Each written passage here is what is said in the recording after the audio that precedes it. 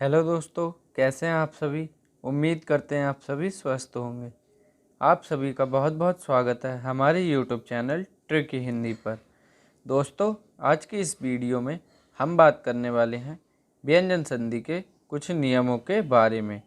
पिछली वीडियो में हमने व्यंजन संधि के 3 नियमों को जान लिया था, जिसमें पहला नियम हमारा पहले वर्ण का तीसरे में परिवर्तन, दूसरा नियम था पहले वर्ण का पांचवें वर्ण में परिवर्तन और तीसरा नियम था छा संबंधी नियम।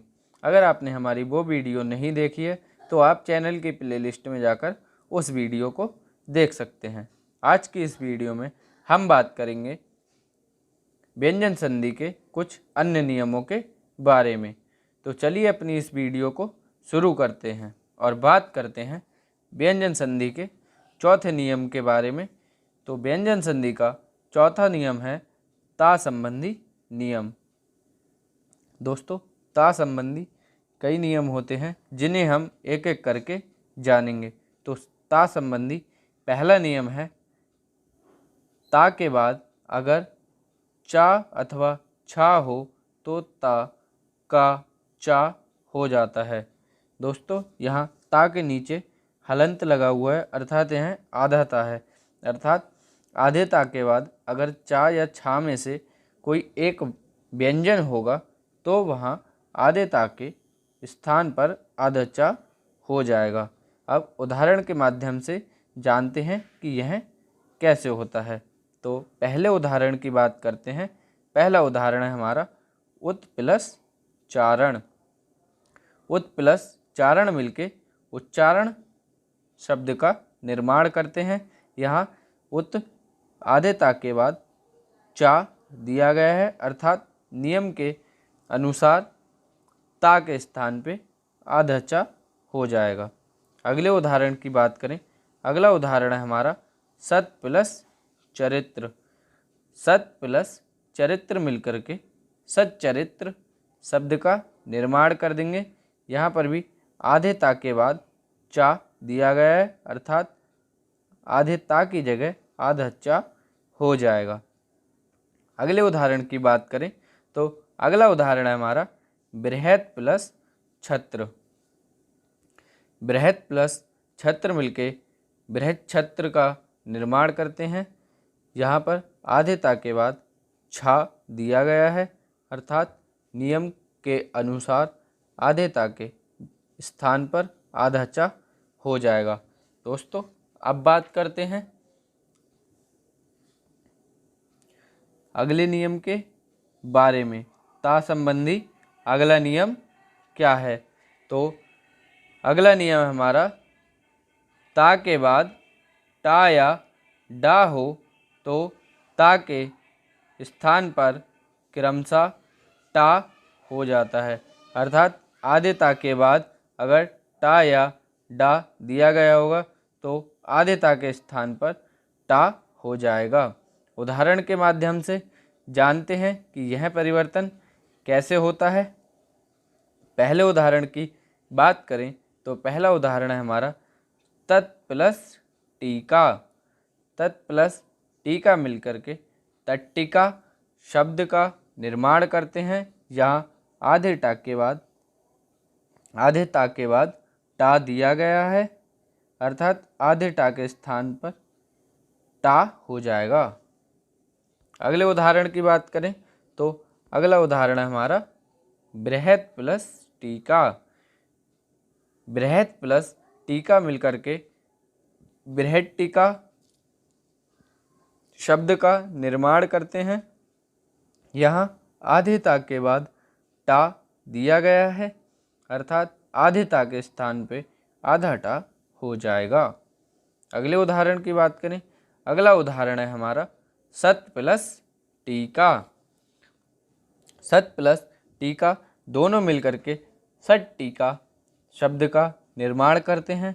यहाँ पर आधे ता के बाद टा दिया गया है, अर्थात नियम के अनुसार आधे ता के स्थान पर टा हो जाएगा। दोस्तों, उम्मीद करता हूँ आपको दूसरा नियम अच्छे से समझ में आ गया होगा। अब बात करते हैं ता संबंधी तीसरे नियम के बारे में। तीसरा नियम है हमारा, यदि आधेता के बाद जा या झा दिया गया हो तो आधेता के स्थान पर आधा जा हो जाएगा। दोस्तों, किसी भी शब्द के नीचे जब हलंत लग जाता है तो वह आधा कहलाता है। उदाहरण के माध्यम से जानते हैं कि तीसरा नियम हमसे क्या कहना चाहता है। पहले उदाहरण की बात करें तो पहला उदाहरण है हमारा सत प्लस जन। सत प्लस जन मिलके सज्जन शब्द का निर्माण करते हैं। परीक्षा में आपसे बहुत बार इसका सही संधि विच्छेद पूछा जाता है। बहुत ही इम्पोर्टेंट शब्द है। सत प्लस जन मिलकर के सज्जन मिलेगा। यहाँ आधेता के बाद जा दिया गया है, अर्थात नियम के अनुसार आधेता के स्थान पे आधा जा हो जाएगा। अगले उदाहरण की बात करें तो अगला उदाहरण है हमारा विपद प्लस जाल। विपद प्लस जाल मिलके विपद जाल शब्द का निर्माण करते हैं। नियम के अनुसार आधे जा के जा दिया गया है, अर्थात आधे जा के स्थान पे आधा जा हो जाएगा। अगले उदाहरण की बात करें, अगला उदाहरण है हमारा उत प्लस जटिल। उत प्लस जटिल मिलके उज्जटिल का शब्द का निर्माण करते हैं। यहाँ आधेता के बाद झा दिया गया है, अर्थात आधेता के स्थान पे आधा जा हो जाएगा। दोस्तों, उम्मीद करता हूँ आपको ता संबंधी नियम अच्छे से समझ में आ गए होंगे। अब बात करते हैं व्यंजन संधि के 5वें नियम के बारे में। व्यंजन संधि का 5वां नियम कहता है कि यदि ता के बाद ता, दा या ला हो तो आधेता के स्थान पे आधा ला हो जाता है। दोस्तों, 5वां नियम यह है, यदि ता के बाद आधा दा दिया गया हो, आधा ला दिया गया हो तो आधेता के स्थान पे ला हो जाता है। आइए अब उदाहरण के माध्यम से जान लेते हैं कि यह परिवर्तन कैसे होता है। तो उदाहरण है हमारा उत प्लस लास। उत प्लस लास मिलकर के उल्लास शब्द का निर्माण करते हैं। यहाँ पर आधेता और ला दिया गया है। आधेता के बाद ला दिया गया है, अर्थात आधेता के स्थान पर नियम के अनुसार आधा ला हो जाएगा। अब बात करते हैं अगले उदाहरणों की। तो अगला उदाहरण है हमारा उत प्लस लंघन। उत प्लस लंघन मिलके उल्लंघन शब्द का निर्माण करते हैं। यहाँ आधेता के बाद ला दिया गया है, अर्थात नियम के अनुसार आधेता के स्थान पे आधा ला हो जाएगा। बात करें अगले उदाहरण की तो अगला उदाहरण है हमारा तत् प्लस लीन। तत् प्लस लीन मिलके तल्लीन शब्द का निर्माण कर देते हैं। यहाँ पर आधेता के बाद ला दिया गया है, अर्थात नियम के अनुसार आधेता के स्थान पे आधा ला हो जाएगा। अगले उदाहरण की बात करें तो अगला उदाहरण हमारा दिया गया है उत प्लस लेख। उत प्लस लेख मिलकर के उल्लेख शब्द का निर्माण करते हैं। इन दो शब्दों में यहाँ आधेता के बाद ला दिया गया है, अर्थात नियम के अनुसार आधेता के स्थान पे ला हो जाएगा। अगले उदाहरण की बात करें तो अगला उदाहरण है हमारा उत प्लस खत प्लस लास। अगला उदाहरण है हमारा खत प्लस लास। खत प्लस लास मिलकर के खल्लास शब्द का निर्माण करते हैं। यहाँ आधेता के बाद ला दिया गया है, अर्थात आधेता के स्थान पे आधा ला हो जाएगा। अगले उदाहरण की बात करें तो अगला उदाहरण है हमारा उत प्लस लास। उत प्लस लास मिलकर के उल्लास शब्द का निर्माण करते हैं। परीक्षा में बहुत बार आया हुआ शब्द है, परीक्षा की दृष्टि से इम्पॉर्टेंट है। परीक्षा में कई बार इसका सही संधि विच्छेद पूछा गया है। आधेता के बाद ला दिया गया है, अर्थात आधेता के स्थान पर नियम के अनुसार आधा ला हो जाएगा। दोस्तों, उम्मीद करता हूँ आपको मेरे द्वारा बताया गया पांचवा नियम भी अच्छे से समझ में आया गया होगा। अब बात करते हैं व्यंजन संधि के छठे नियम के बारे में। व्यंजन संधि का छठा नियम है, ता के बाद यदि शा हो तो आधेता के स्थान पे आधा चा हो जाता है और शा का छा में परिवर्तन हो जाता है।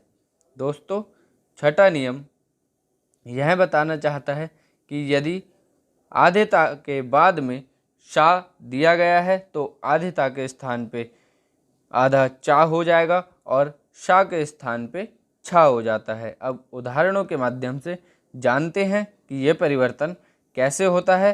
तो आइए देखते हैं उदाहरण के माध्यम से यह परिवर्तन कैसे होता है। बात करते हैं पहले उदाहरण की। पहला उदाहरण है हमारा सत प्लस शास्त्र। सत प्लस शास्त्र मिलकर के एक नए शब्द सच्छास्त्र का निर्माण करते हैं। यहाँ आधेता के बाद शा दिया गया है, अर्थात नियम के अनुसार आधेता के स्थान पे चा हो जाएगा और सा के स्थान पे छा हो जाएगा।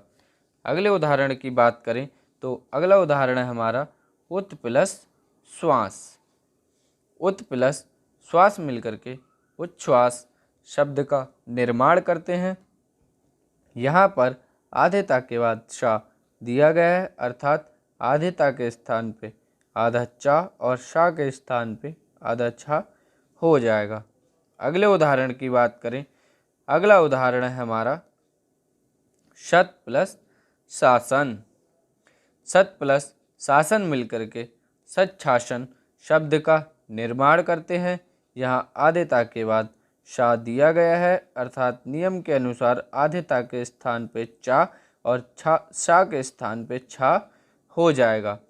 अगले उदाहरण की बात करें तो अगला उदाहरण हमारा उत्प्लस श्रृंखल। उत्प्लस श्रृंखल मिलकर के श्रृंखल शब्द का निर्माण करते हैं। यहाँ आधेता के बाद श्रा दिया गया है, अर्थात चा ता के स्थान पे आधा चा और श्रा के स्थान पे छा हो जाएगा। अगले उदाहरण की बात करें तो अगला उदाहरण है हमारा उत प्लस शिष्ट। उत प्लस शिष्ट मिलकर उच्छिष्ट शब्द का निर्माण करते हैं, अर्थात ता के स्थान पे आधा चा और शा के स्थान पे छा हो जाएगा। दोस्तों, अब बात करते हैं व्यंजन संधि के सातवें नियम के बारे में। उम्मीद करता हूँ आपको मेरे द्वारा बताए गए व्यंजन संधि के अभी तक सभी नियम अच्छे से समझ में आए होंगे।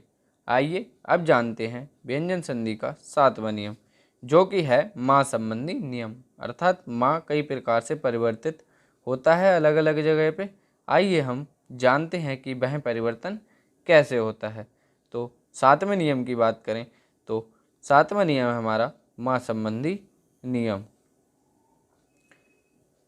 माँ संबंधी यदि पहले नियम की बात करें तो पहला नियम है हमारा माँ के बाद का से माँ तक के किसी व्यंजन वर्ग के होने पर माँ उसी वर्ग के पंचम अक्षर या अनुस्वार में बदल जाता है।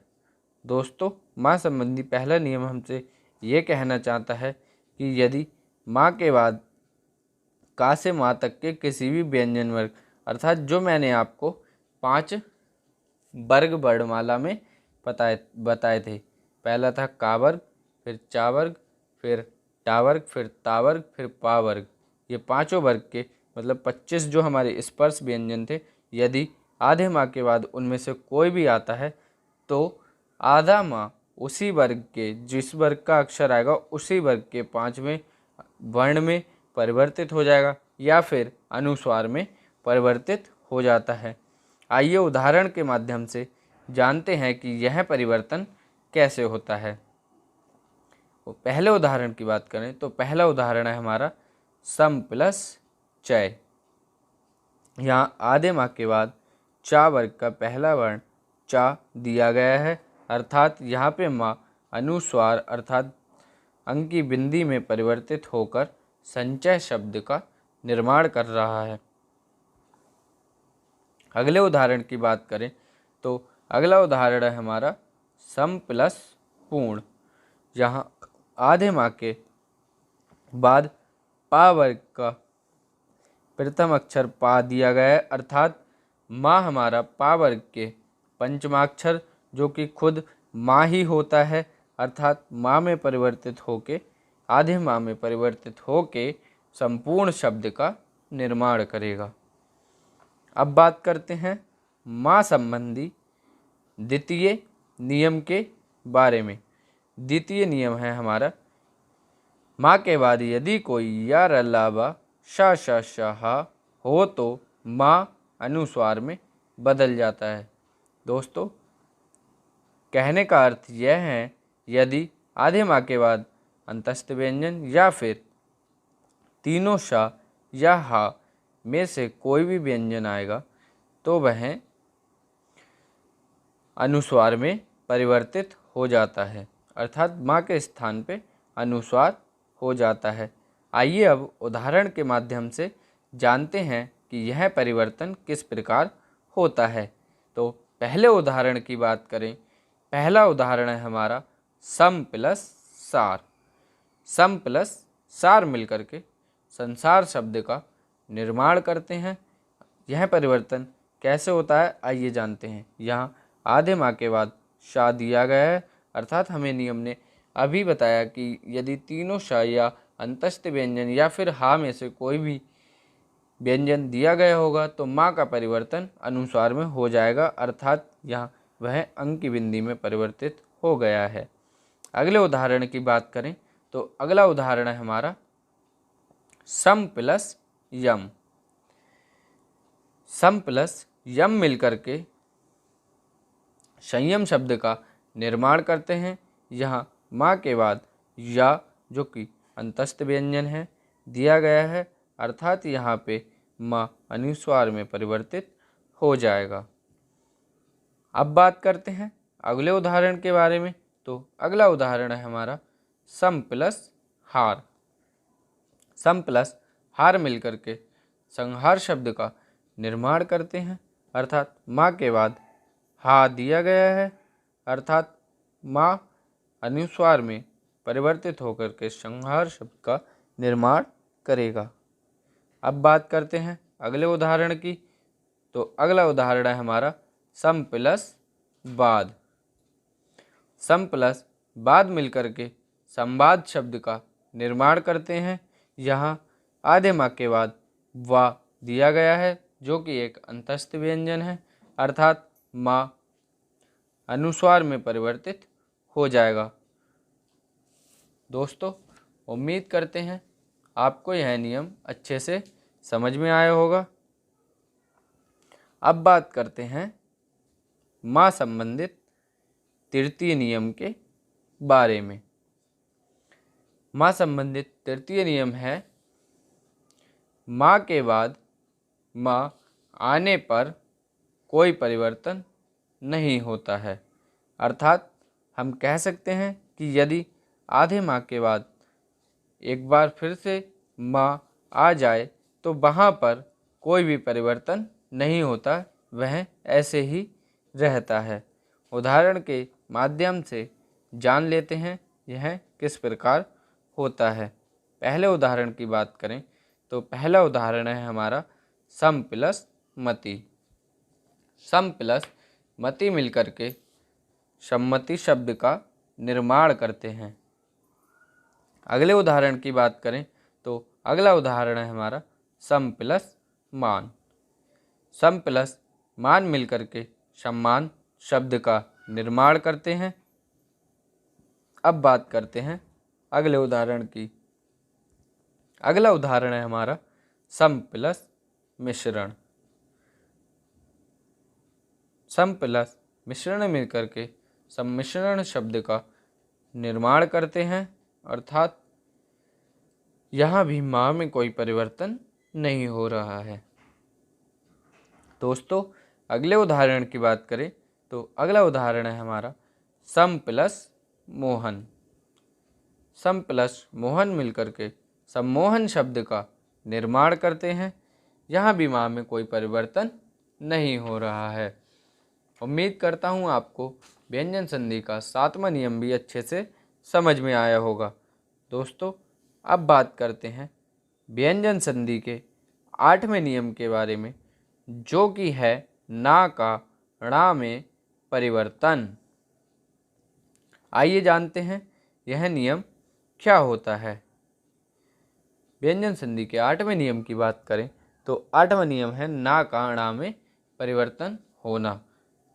यदि ऋ रा शा के बाद ना हो तथा इनके बीच में कोई स्वर का वर्ग, पा वर्ग, अनुस्वार या बा हा हो तो ना का अणा हो जाता है।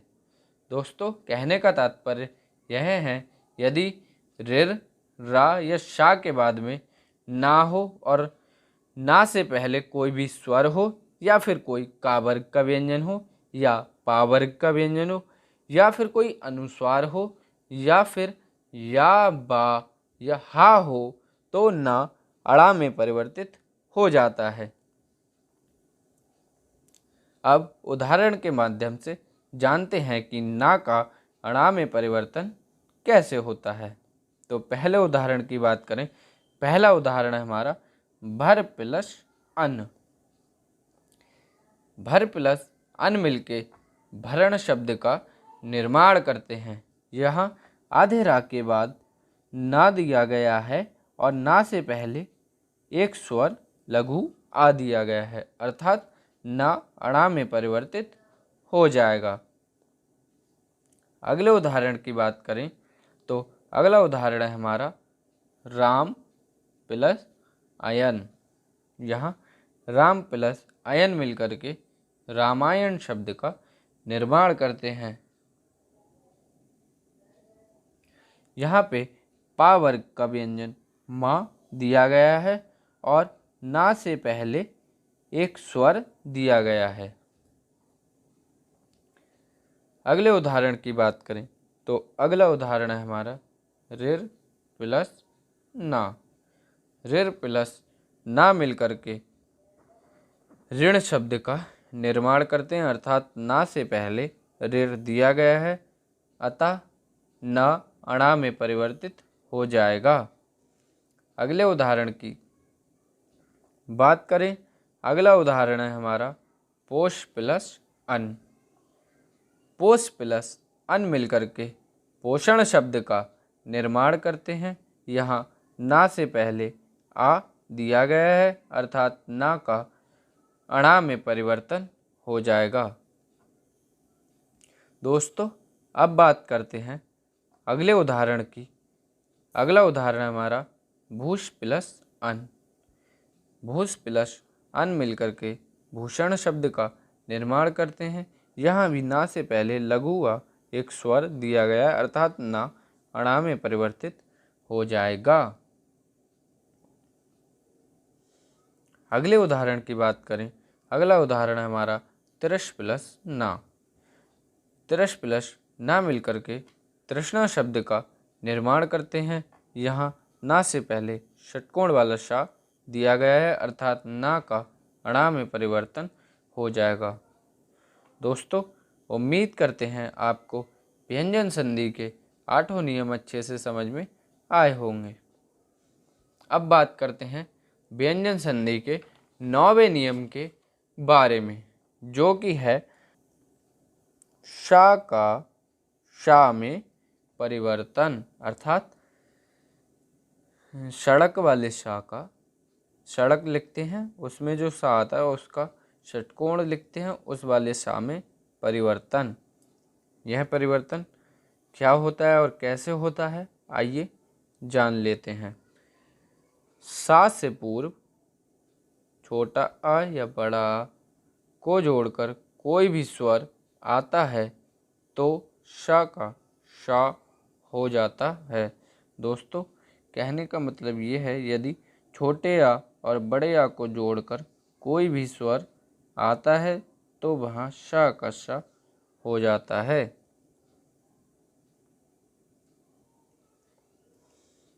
पहला उदाहरण है हमारा सु प्लस समा।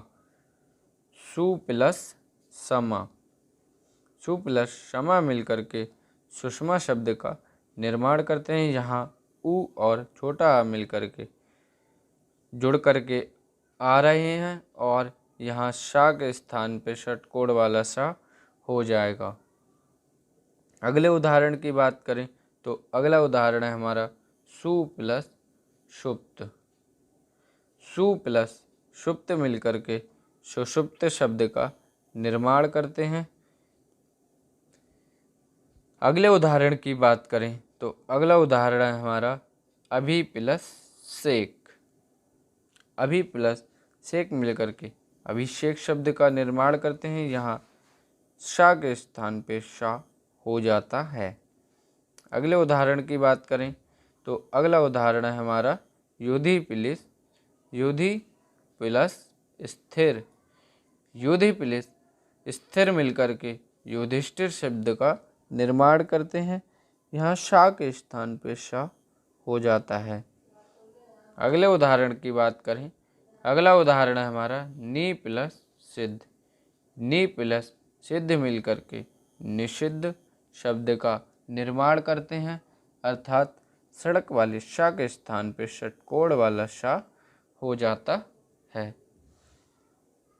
तो दोस्तों, उम्मीद करता हूँ आपको व्यंजन संधि के 9 नियम अच्छे से समझ में आए होंगे। यदि आपको हमारे 9 नियम अच्छे से समझ में आए हैं तो चैनल को सब्सक्राइब कर लेना और वीडियो को लाइक कर देना और अपने दोस्तों में शेयर कर देना। तो आज की इस वीडियो में हम यहीं तक बात करते हैं। मिलेंगे अगली वीडियो में आपको विसर्ग संधि के बारे में जानकारी लेकर के। तब तक के लिए स्वस्थ रहिए। Thank you for watching the video. धन्यवाद।